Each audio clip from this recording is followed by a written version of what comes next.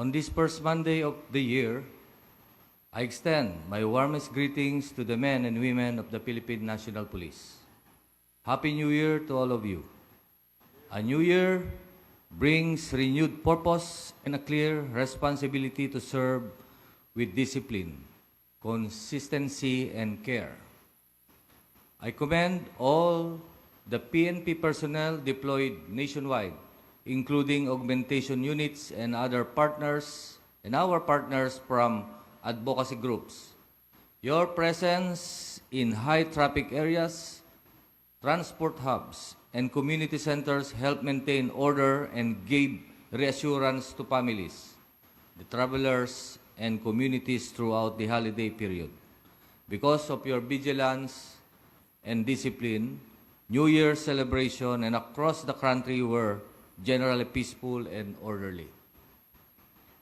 Nagpapasalamat din tayo sa sambayan ng Pilipino sa kanilang pakikiisa at pakikinig sa ating mga paalala. Overall, the New Year celebration proceeded smoothly and without major disruption, despite the limited number of reported firecracker-related injuries. Ang selebrasyon ay naging maayos at mapayapa. Ito ay patunay na kapag ang pulis at mamamayan ay nagtutulungan, nagiging mas ligtas ang ating komunidad. As we move forward, our immediate focus shifts to the Feast of the Black Nazarene and the Translation.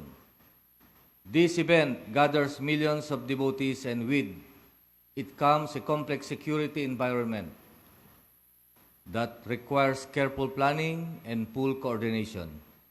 Let me be clear. There will be no let-up in our security preparations. We will remain proactive, alert, and ready to protect lives, respect faith, and ensure the orderly conduct of this significant occasion. Sa pagsisimula ng bagong taon, hinihikayat ko ang bawat isa na panatilihin ang disiplina, profesionalismo at malasakit sa tungkulin. Patuloy nating patunayan ang kalidad ng ating serbisyo sa pamamagitan ng maayos na aksyon, malinaw na pananagutan at paggalang sa karapatan ng bawat mamamayan. This is how we move forward as one organization. This is how we build a bagong PNP para sa bagong Pilipinas. Serbisyong mabilis, tapat, at nararamdaman.